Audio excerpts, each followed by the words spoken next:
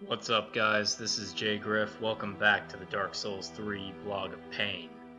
So today, I want to talk a little bit about the setting of DS3 and my journey through it as I have understood what is going on around me, and then I'm going to talk about why I can't seem to make any more progress. So, this game is all about the Lords of Cinder.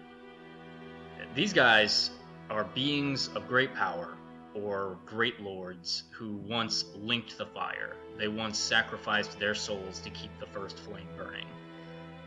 In Dark Souls 1, the undead curse and the fading flame, they were new and terrible concepts to the world at large. People were really freaked out by this stuff, and they really panicked, and things really went to shit, because it was the first time it had ever happened. But in Dark Souls 2, it wasn't very clear how many times the fire had faded and the curse had returned, but now in DS3, it's become clear that people have caught on, and they've started to remember those who linked the flame, and they somewhat either revere or detest the unkindled champions of Ash, these guys that rise up and that actually go on the pilgrimage to get the souls they need to link the fire. The lords that we've got this time around, the four lords, are recent, relatively speaking, in that people still remember who they were, and their keeps, so to say, stand relatively unweathered. If there were other Lords of Cinder, other people that linked the fire between King Vendrick and the original Chosen Undead, they were probably forgotten, because there's nothing in Dark Souls 2 to speak of them. You get a little bit of a reference to the original Chosen Undead, and you get a lot of stuff about Vendrick, but you don't get anything about the people in between, if they came or went, which you can kind of debate whether or not that happened. I think it did, just from the way things are situated, but I'll speak about each of the new Lords of Cinder in turn, but let's start closer to the top. So the Undead Settlement. This is the area that's right outside the starter zone. It's at the base of Lothric Castle, and didn't spring up where it is now merely because of Lothric, but because of a tree, it turns out. This tree, it's a wondrous tree. It's called the Cursed Great Wood now, and the town sprung up around it, and they built a temple to it, and they revered it and worshipped it because of its ability to absorb curses. That's the description we get from its soul. So one might imagine that this included the Curse of the Undead, so it's real easy to see why the undead would flock to it, would want to live in its shadow, would want to be free of undead's ravaging effects, just so they could live halfway of a normal life. But we can see now, just walking in, that its ability to do that has long since passed. Everyone is completely hollow, they're insane, they attack everyone that isn't hollow. Anyone that's got a spark of a soul and goes in there, they attack them immediately. The tree, after taking in all the curses that it could, it just became too corrupt, and now it's just as mad and crazy as all the hollows that once sheltered, underneath it. And the hollows still kind of remember that the tree was a big deal, because you do find some worshipping it and sort of guarding it. But now it's the third boss. It's crazy, it's nuts, and it sees someone with a spark of a soul coming near it, and it actually lashes out like a living creature, and you have to destroy it. Past the tree, you enter into the Road of Sacrifices, arriving eventually in the Crucifixion Woods, a middle ground between Farron's Keep, where the undead Legion of the Abyss Watchers are, and the Cathedral of the Deep. Now, lore-wise, the purpose of the road and the woods, it's not fully clear yet, but it does look like it was a, quote, road of sacrifices, where people were taken to be sacrificed at the Cathedral of the Deep. And I'll talk more about why I think that people were the sacrifices later. But what's more important, and what I want to talk about more, is the Crucifixion Woods. Because the Crucifixion Woods marks the point in the game where it officially stops fucking around and just goes full tilt Dark Souls on you. This is the moment. This is the welcome to Blighttown moment, where the game is like, okay, do you have a decent grasp of your combat mechanics? Do you know what sort of build you have now? Good, because I'm going to fuck you up. Coming into the fucking Crucifixion Woods, immediately, enemy damage is almost doubled. From a lot of enemies, it's tripled. And it just keeps going up from here in the two areas that are connected to it. It's crazy how much more difficult the game got the second you stepped into the Crucifixion Woods. Enemy placement in all the areas around it and in it just got trickier and shittier and denser. There's more enemies, so it's much harder to fight, one-on-one like you want to in a Souls game. It's forcing you to not be able to do that. That sucks. Invasions. Holy shit, invasions. What the fuck? I have been invaded like 7 times in the Crucifixion Woods, both by NPCs and by other players. It is the spot you go to get just destroyed by other people. And I hate invasions. I absolutely hate being invaded. It is such a bad feeling.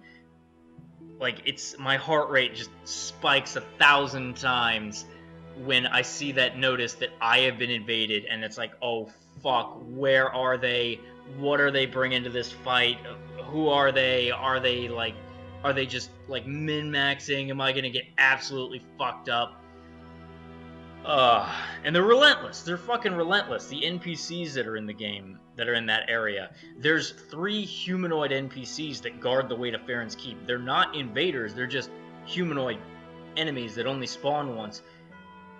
Wow! Screw these guys! These dudes are so powerful! And so fast and good at what they do! Oh, man! Like, this is where I think a large part of the casual base will never get any further, because it just gets so much harder at this exact moment. It's crazy. There's even a Black Knight in the Crucifixion Woods. Why is there a Black Knight in the Crucifixion Woods? That's crazy. So Black Knights, they were the original servants of Lord Gwyn, and we haven't seen them since Dark Souls 1. They were only in Dark Souls 1. They were in a couple of places scattered throughout the world, and they were in the Kiln of the First Flame guarding the way to Gwyn. And they're super tough and super badass. And there's just one in the Crucifixion Woods. There's just one there, and I don't know why he's there. I don't know what he's doing there. There is a reason that he's there, and I don't know what it is. I don't know what's significant about the Crucifixion Woods, why that's where there would be a Black Knight. Hell, there's a Dark Wraith down both the path. There's a Dark Wraith outside Farron's Keep, and there's a Dark Wraith outside the Cathedral of the Deep. It's crazy. Like, now suddenly the Dark Wraiths are getting pulled back up from New Londo. The Dark Wraiths were the servants of Koth, the primordial serpent from New Londo that learned the power of Life Drain to suck humanity out of people and keep it for themselves. They were absolutely corrupted by the Abyss, and they're back. They're back. Why are they back? They weren't back in Dark Souls 2. What is happening? We might very well be walking around on the bones of old Lordran and the bones of old New Londo. Old New Londo, yeah, that's great. I don't know why they're here. I don't know why they're here. But they're back, and now I gotta deal with them, and it's crazy. It's absolutely crazy. If you make it through all that bullshit, just the fresh hell of Farron's Keep is waiting for you, and holy shit. Like, I made the comparison to Blighttown. Well, now you're actually in it, because now the ground is covered in poisoned water. So everywhere you go, it's poisonous. Fantastic. And there's areas where it slows you down, just like in Dark Souls 1, but unlike in Dark Souls 1, at least to my knowledge, there's no equivalent of the Rusted Iron Ring that lets you go through that at normal speed. So instead, you're super slowed down, and you run into these towering trash mages that just wreck your shit up and down all day and all night. You can't fight them. Forget about it. If they see you, you're dead. Oh my lord. What is going on outside Farron's Keep?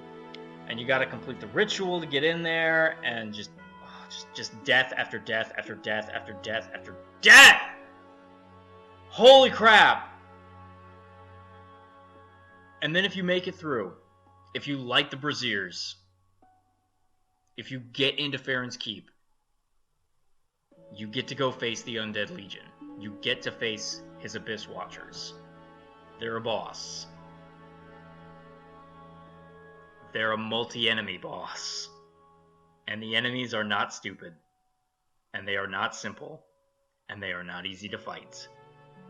And I am having a Quelag moment where I've hit a boss that I cannot defeat. I am fighting it again, and again, and again, and again, and again, and I cannot win. Like, look at this guy. Look at what he's doing. Look at this fucking badass. And then there's like, sometimes there's one of him, sometimes there's three. And they do sort of fight amongst each other, but you're still the priority target. It's so difficult. It's so unbelievably difficult, and I know I could beat it if I summoned other players, but no! I want to beat this guy! I don't want to beat him because I had help. That's not going to help me beat the rest of the game. I want to be good enough to beat the Undead Legion by myself, and it's nearly fucking impossible! Good God Almighty. And there's no NPCs. There's no NPCs you can summon for this one. You can't even, like, sort of cheese it and be like, well, I'm using a design element that was in the original game. You know, I'm going to fight Samoan Ornstein with Solaire. I'm not going in with other players that probably have super high-end level gear and can just beast it. No, I'm going in with NPCs that are supposed to be there and are tailored to this strength. No, there's no one there. So alone it is. Alone it is. This is crazy. And I got so depressed and so fucking butthurt and beat up that I actually went the other direction, and I went into the Cathedral of the Deep, which I won't talk about at length here. I'll talk about that another day, but the Cathedral of the Deep didn't treat me any better than Farron's Keep. The deaths were unspeakable. The enemies are unbelievable in their strength, and Longfinger Kirk, the invader, does so much damage, I don't stand a snowball's chance in hell. Am I underleveled? Like, what is the deal here? What is going on? Dark Souls 3, Jesus Christ! Wow, it's hard!